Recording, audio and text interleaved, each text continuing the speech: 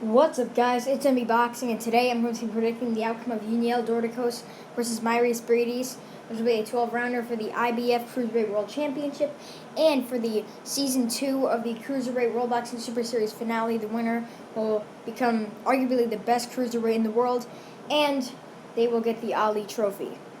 And this fight will be Saturday, September 26th from the Plaza Media Center in Munich, Germany.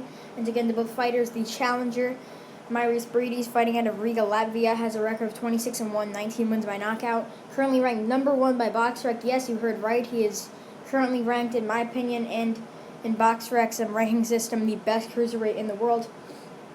Ever since Gassiev and Usyk left the cruiserweight division to move up to heavyweight, these two have been the best guys, and both of them have lost to Gassiev and Usyk. Briedis losing to Usyk, obviously, and Dorticos getting knocked out against Gassiev.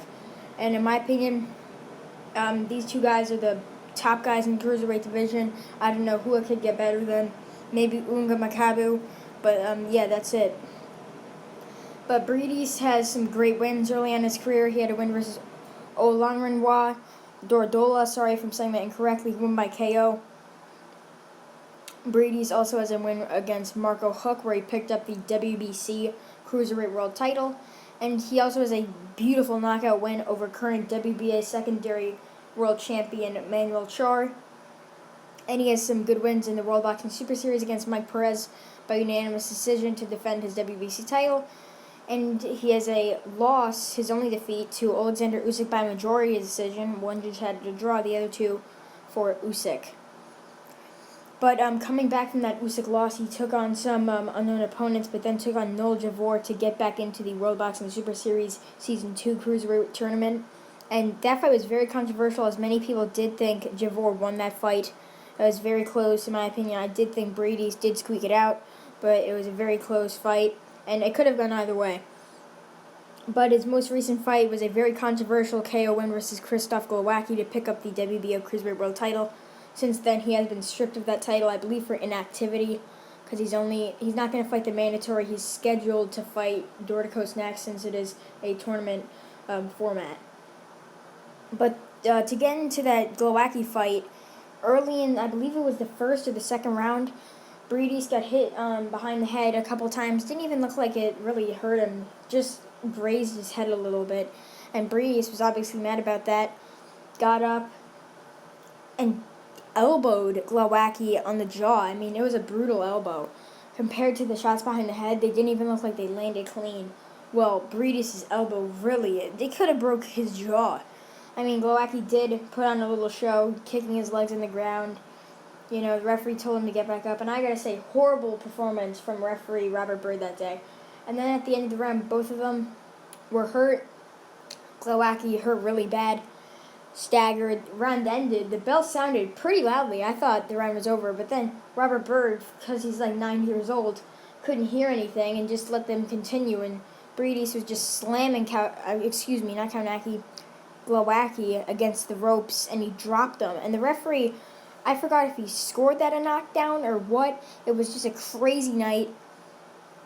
I mean, it definitely could have been a no contest. I mean, it was just so controversial because there was punches landed after the bell. The referee only took away 1 point from each man.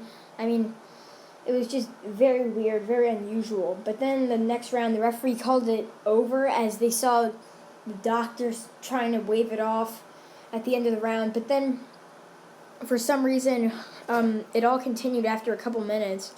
Then Briedis just knocked him out, dropped him twice, and it was over, and that was that. But his opponent, Yuniel Dorticos, fighting out of Cuba, has a record of 24 wins, 1 defeat with 22 knockouts. BoxRec currently has the KO Doctor ranked number 4. I do not agree with that at all. I do think he is better than Krzysztof Glowacki and Lunga Makabu, although Makabu is a very good fighter, and he is the other Cruiserweight World title holder.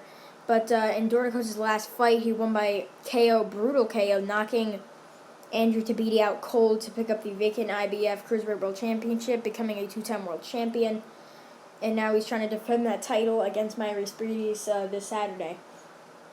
But early on in his career, when he picked up his first world title, the WBA world title, he took on Yuri Kalagenda. He was losing that fight in almost all 3 judges' scorecards. One of them had Dorticos ahead by 1 point. The other two had Kalagenda ahead by 3 or 4. but he did get a miraculous 10th round KO win over Kalagenda to pick up the WBA world title.